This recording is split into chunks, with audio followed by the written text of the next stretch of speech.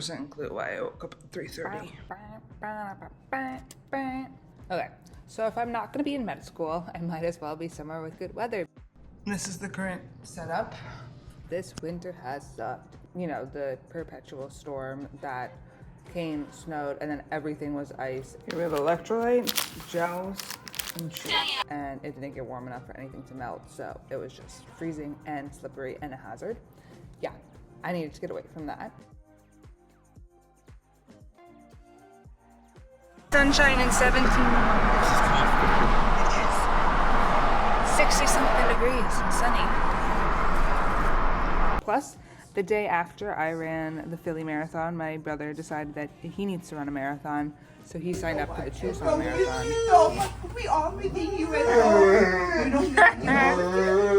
I did you both. I did you both. I did you both. Minnie, come here. Hi. Oh, say bye.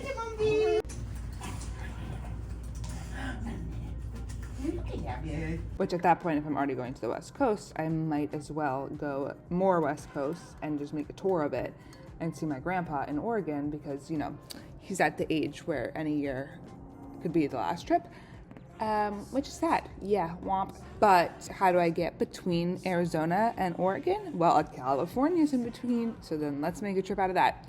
Anyway, this was that trip. Let's start with packing, or the lack thereof. There was a version of me, a younger version, more optimistic, I don't even know, who would start packing days before the trip. Everything would be laid out, color coordinated, organized, everything counted, written down, checked off. Don't know where she went. She's been replaced by someone who waits until the morning of, throws things in a bag, folded and still in packing cubes. Don't worry. Probably should have reacquainted myself with the concept of planning though, because my bag started the trip at 50 pounds and somehow made its way up to 62. Don't fully know how that happened, and it did cost me a shit ton of money, so that's great. The first stop was Arizona. My brother lives out in Tucson. We were gonna potentially even run the half together. Somehow I ended up being the only one running this, so that's great. The whole point of the trip was to see him run, and he did not run. He wasn't even there. He was working though, so gotta support it. But it was genuinely really nice for the four of us to be together. We've got into the stage of life where that doesn't really happen much outside of summer, and even summer is kind of disjointed. Every year I get a little more aware of how lucky I am to actually like my family and want to be around them. By no means are we normal. The dinner conversations would concern most people and probably should not leave the apartment, which is why we usually don't leave the apartment. Actually, that's not why. Usually it's just because we're all coexisting in separate rooms or on the couch together, not talking. We have a great time.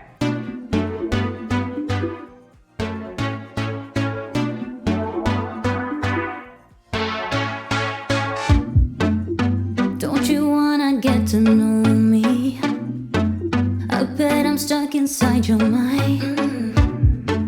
I see you with somebody, but look at my way all night. Keep your hands off my body. Yeah, you can look but never touch. Do you think you got a shot with me? I think you're trying just too much. Keep your focus on me, snap your shot. Everybody here wanna see what I've got. Keep your eyes on me, I'm here all night. I'm so bad, but I love the spotlight. You like what you see, that's alright. You can love, you can hate, I don't mind. Keep your focus on me. Keep your focus on me. Keep your focus on me. Keep your focus on me. I'm the star of this year. I just love the attention. Did I mention that I love the attention? Did I mention? Like this. See them staring at me. They just wanna be me.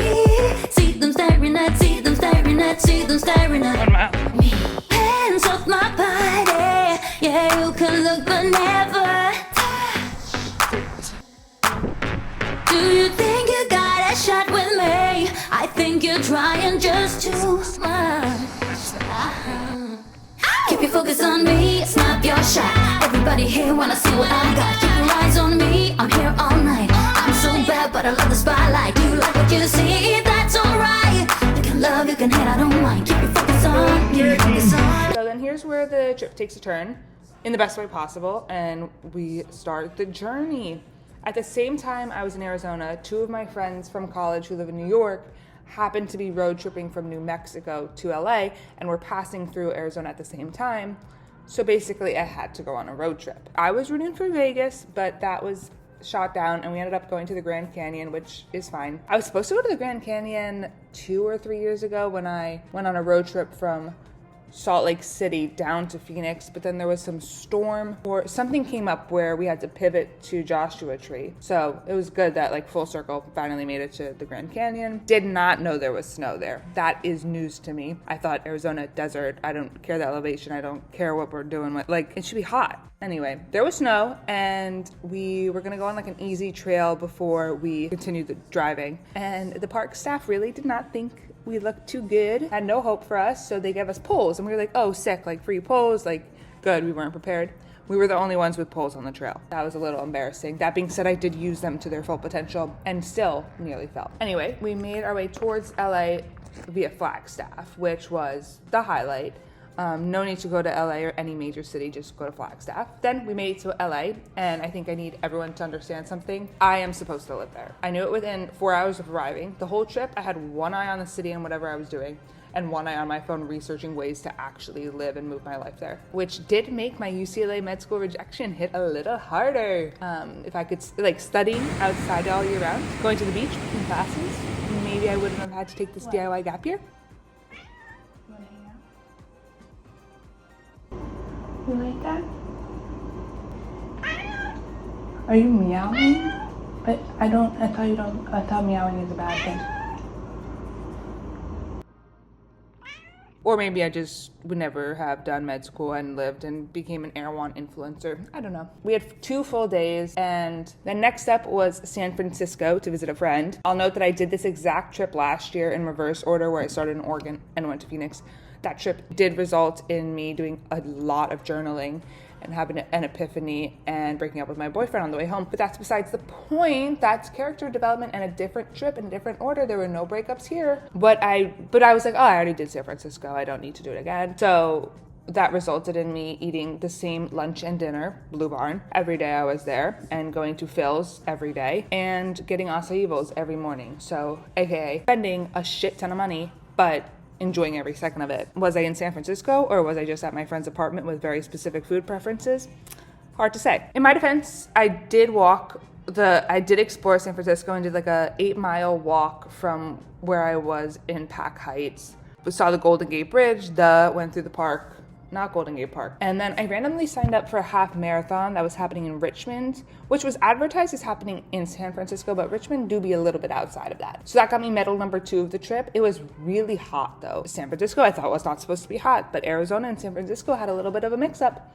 Anyway, I sweat a lot. My new favorite feature on my Garmin is the projected sweat loss, and it did say I lost a liter of sweat, so that was awesome. And that same day, well, actually, I woke up at 2:30 that morning for no reason, and at that point, my alarm was set for 4, so I wasn't gonna go back to bed. I was like, score, maybe I can like go to the bathroom more. So I'd been up at 2:30, then whatever, did the half marathon, then 5 o'clock flight to Oregon to see my grandpa. So this was the last stop. He lives between Sisters and Bend. Very woodsy, mountain, more nature than I've ever encountered in my New York City upbringing combined. He's 91 and still goes to the gym. So I went for a few runs while I was there, saw some cows. I say that with hesitation because I can't recognize animals. I thought groundhogs were a myth until college. I thought it was just Phil on February 2nd. Anyway, visits with him now have a different weight to them. Like I was saying, he is 91, so I'm more aware of time, more present. We did puzzles at the kitchen table in the morning, separately of course, because cannot interrupt his routine, which I respect. I have my routine, so we just parallel played. It was slow and quiet, and honestly exactly what I needed at the end of 2 weeks of moving constantly. I also drove for the first time in over a year, did not crash, did not forget how to drive. Small win. Well, actually it was a big win. I really was like, wow, this is good. That was that. 2 weeks, 5 stops, 2 weeks, 5 stops, 1 severely overweight bag that cost me a lot of money, Arizona for family, Grand Canyon for the polls incident, LA for the personality crisis about where I should be living, San Francisco for Blue Barn, and Oregon for my grandpa and some much needed stillness.